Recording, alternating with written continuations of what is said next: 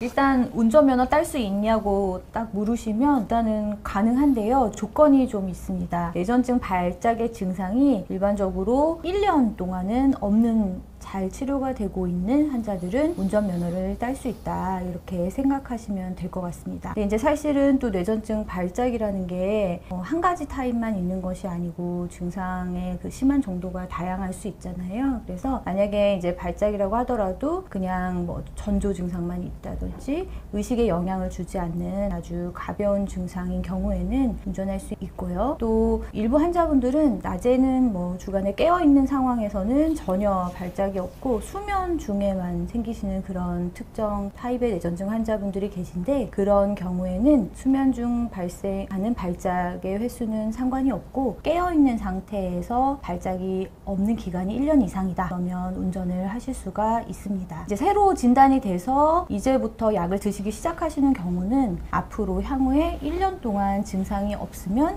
그 이후부터 운전을 하실 수가 있고요. 이제 조절이 잘 돼서 약을 좀 줄여서 끊어가는 과정으로 넘어가시는 경우에는 운전을 그때부터는 하시면 안 되고 약물을 끊으신 이후에 1년간 증상이 없음을 확인한 다음부터 운전을 하실 수가 있습니다. 그런데 이제 이것은 환자들이 이제 본인의 차량을 운전하시는 그런 경우에 한해서 해당이 되는 내용이고요. 만약에 대중교통수단, 택시나 버스나 이런 것들을 운전할 때에는 이 기준이 아니라 훨씬 더 엄격한 기준이 적용되고 있습니다. 저기 약물 감량 중에는 운전해서 안 되면, 이거는 약물을 그러면 먹다가 조금이라도 줄이기 시작하면 그때부터는 다시 운전을, 그렇죠. 왜 그럴까요? 약을 이제 감량을 하시기 시작하면은 아무래도 원래 용량대로 유지했을 때보다는 발작이 발생할 확률이 올라가게 되는 상황이 되기 때문에 그래서 그런 겁니다. 네.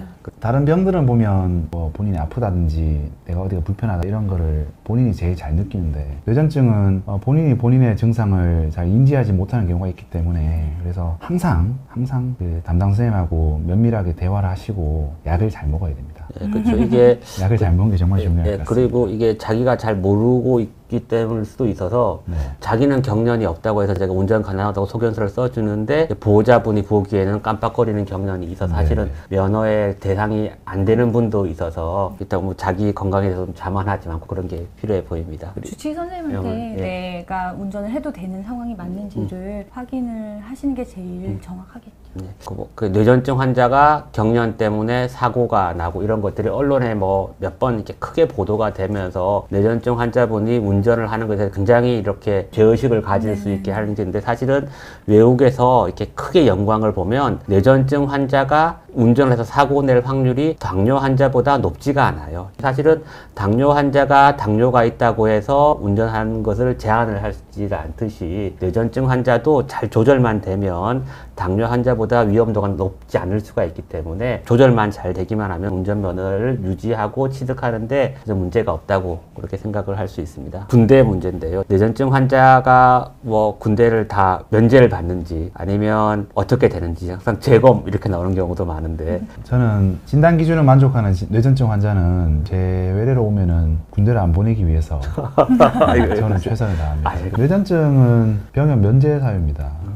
그래서 그 뇌전증의 원인이 밝혀지지 않은 1회 발작이 있는 경우에는 판단이 달라질 수 있겠으나, 무엇보다 중요한 거는 이 뇌전증의 진단이 확실한가, 그리고 잘 치료를 받고 있는가, 그리고 본인이 병원에 잘 다니면서 그 병에 대해서 최선을 다하고 있는가, 이거를 병무청에서 판단을 하는 거고요. 어디까지나 의사는 환자의 편이기 때문에 환자의 안전, 그리고 군대를 가게 되면 전우들의 안전, 이런 것도 중요하겠죠. 그런 걸 위해서 착실한 의무 기록과 정확한 진단의 근거를 기록으로 남기고 그걸 병무청에서 평가받는 게 가장 중요한 항목이겠죠. 몇 급이 되느냐는 병무청에서 관련하시는 분들이 이제 결정하는 거고, 환자들과 담당 의사는 이 환자의 상태, 그리고 진단, 그리고 다른 검사 기록, 그리고 뭐 의무 기록 이런 걸 착실히 쌓아가는 게 가장 중요합니다. 예전에 뭐 초등학교 때 뭐 진단을 받고 몇 년 약을 쓰고 그리고 나서 이제 완치 판정이 돼서 나이가 들어서 군대 갈 때가 됐는데, 그러면은 이 아이도 과거에 뇌전증을 알았기 때문에 군대가 면제가 되느냐, 이제 그것도 사실 굉장히 궁금해하시는 내용인데요.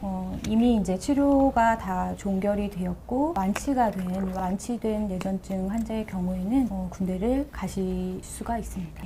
가셔야 있어야 됩니다. 네, 그 다음으로는 이제 장애 진단인데요. 문희 선생님, 뇌전증 환자도 장애 진단을 받을 수가 있나요? 네, 받을 수 있는데요. 네, 이 부분에서는 굉장히 흔하게 하시는 오해가 진단을 가지고 있으면 무조건 다 장애 진단을 받으실 수 있다라고 생각하시는 경우들이 좀 있더라고요. 근데 우리나라에 뇌전증 환자가 굉장히 많고 그 환자들이 다 장애인으로 그 복지카드를 받으시게 되는 것은 아닙니다. 나라에서 정한 기준은 뇌전증 환자 중에서 만성적으로 계속 적극적으로 치료를 하는데도 불구하고 발작이 조절되지 않아서 일상생활이나 사회생활에 장애가 있을 때 이제 장애 진단을 받으실 수가 있는데요.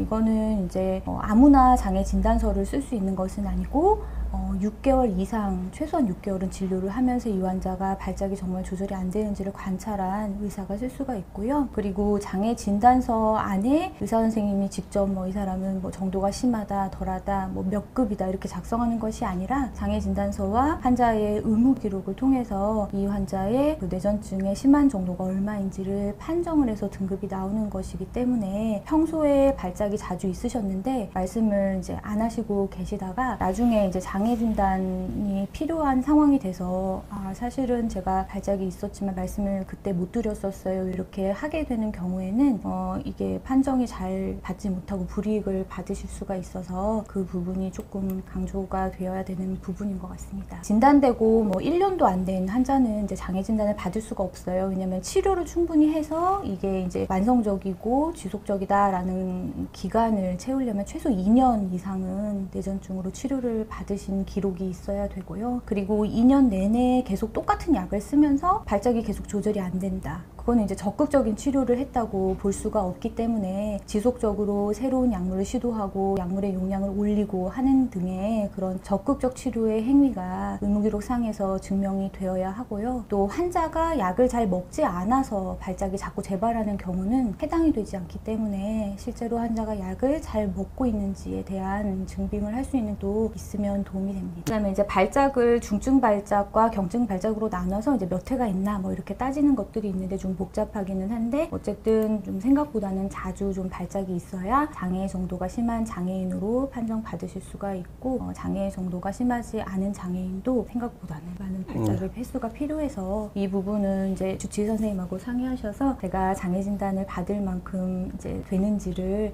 물어보시고 해당이 되는 경우라면은 진행을 하셔서 등급을 받으실 수 있을 것입니다. 저는 진료실에서 환자들이 의사가 과연 감시하는 사람인지 환자 편인지 흔히 말하는 공단 편인지 장애를 못 받도록 하는 게 담당 의사 아닙니다. 그 환자분들이 많이들 오해를 하시는데 네. 어디까지나 담당 의사는 환자 편입니다. 환자 편에서 이 환자의 상태가 어떤지를 증명해주는, 보증해주는 사람이에요. 그래서 환자분들이 병원에 한 달 또는 두 달, 석 달, 넉 달 만에 오시면서 자기의 상태가 어떤지를 자세히 말씀해 주셔야 그 의무기록에 자세히 남길 수가 있고 그걸로 공단에서 자신을 증명하여 내가 힘들다는 걸 얘기를 해서 장애 진단을 따내는 것 같은 그렇게 생각하시는 게 좋을 것 같아요. 그래서 내가 너무 힘들어요 이런 말씀 하시는 것보다는 내가 몇 월 며칠에 어떤 경연을 했어요 이런 거를 자세히 기록을 해서 오시면 담당 의사는 그걸 의무기록으로 남기고 적절한 검사를 하고 이 사람이 힘들다 혹은 상태가 좋지 않다는 걸 증명하여 장애 정도가 심하다는 혹은 일상생활이 불가능하다는 것을 증명하는 것이 장애 진단으로 가는 개념입니다. 그래서 약을 잘 드시고 담당 의사 선생님께 자신의 상태를 아주 자세히 일기를 쓰듯이 말씀하시는 것이 도움이 될 거라고 생각합니다. 저희가 판단하는 게 아니고 저희는 소견서를 써주는, 진단서를 써주는 사람이고 이것을 이제 공단에서 판단을 하게 되는데 항상 우리가 생각했던 것보다는 환자분이 기대했던 것보다 등급이 낮게 나오거나 아니면 그렇죠. 등급을 못 받거나 이런 경우가 좀 안타까운 경우가 많아서 되게 속상한 경우가 많은데 이제 그런 것을 최소한 방지를 하려고 하면 기록을 잘 해서 불이익을 받지 않도록 그 의사 선생님이랑 같이 상의를 하는 것이 필요해 보입니다. 거듭 말씀드리지만 뇌전증은 본인의 증상을 본인이 모르는 병이기 때문에 그래서 정확한 진단 그리고 검사를 통한 증명 그리고 의무 기록 이런 게 중요하니까요. 담당 선생님과 이 신뢰관계를 잘 쌓아가는 게 무엇보다 중요한 질환이라고 생각합니다.